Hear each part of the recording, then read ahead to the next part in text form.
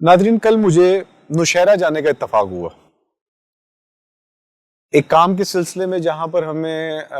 پاکستان میں social media کے status کیا ہیں، کتنے لوگ فیس بک دیکھتے ہیں، کتنے لوگ انسٹاگرام دیکھتے ہیں. تو ایک ادارے میں ہم بیٹھے ہوئے تھے، تو میرے لیے ایک بڑی حیرانگی والی بات تھی، اور وہ حیرانگی والی بات یہ تھی کہ پاکستان میں سب سے زیادہ ٹک ٹاک کا واچ ٹائم KPK کے اندر ہے. اور آپ سن کے حیران ہوں گے کہ KPK میں ہر شخص آن ایوریج 8 سے 10 گھنٹے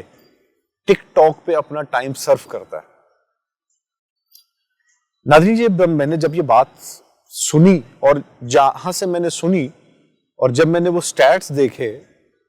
تو میں حیران رہ گیا کہ KPK میں رہنے والے افراد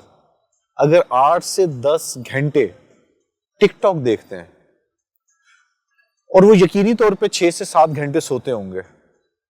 اور 6 سے 7 گھنٹے جو ان کے پاس باقی بچتے ہیں which is 5-1 گھنٹے، اس میں وہ کیا ذریعے معاش کرتے ہوں گے، وہ کب پڑھتے ہوں گے، ان کے نوجوانوں کی ہیلدی ایکٹیویٹیز کیا ہوں گی. تو میرے نزدیک اس کا نتیجہ نکلا 0. ناظرین، جب انسان اپنا فوکس چھوڑ دیتا ہے اور اس کا فوکس ہیلدی ایکٹیویٹیز کی بجائے، زندگی میں آگے بڑھنے کی بجائے انہیلدی ایکٹیویٹیز میں ہو جاتا ہے، تو پھر اس کو شکایت کرنے کی نہ معاشرے سے، نہ سرکار سے، نہ اپنے گھر سے،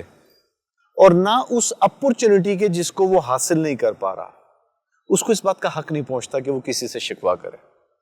کیونکہ وہ اپنے دن کا ایک بہت بڑا حصہ ایک غیر ضروری، غیر صحت مندانہ سرگرمیوں میں گزار رہا ہے. اب آپ تصور کیجئے کہ میرے ملک کا ایک صوبہ اگر 8 سے 10 گھنٹے اس موبائل پہ، ایک ایسے پلیٹ فارم پہ جہاں پہ سوائے طوفان بدتمیزی کے کچھ نہیں ہوتا، وہ 8 سے 10 گھنٹے اپنے دماغ میں اس واچ ٹائم کو لے کے گزارتا ہوگا، تو میرا ایک پورا صوبہ ذہنی اعتبار سے کتنا مفلوج ہو چکا ہے. اور اسی طریقے سے میرے ملک کے باقی بچے کچے صوبے، وہ کن کن سرگرمیوں کے اندر اپنے آپ کو ذہنی طور پہ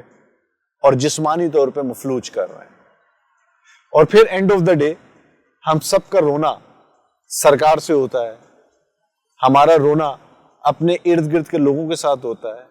ایجوکیشن پہ ہوتا ہے، لیکن ہمارا رونا اس بات پہ نہیں ہوتا کہ جو خدا نے ہمیں دھیان کی طاقت دی ہے، اس دھیان کی طاقت کا استعمال ہم غیر ضروری سرگرمیوں میں کر رہے ہیں.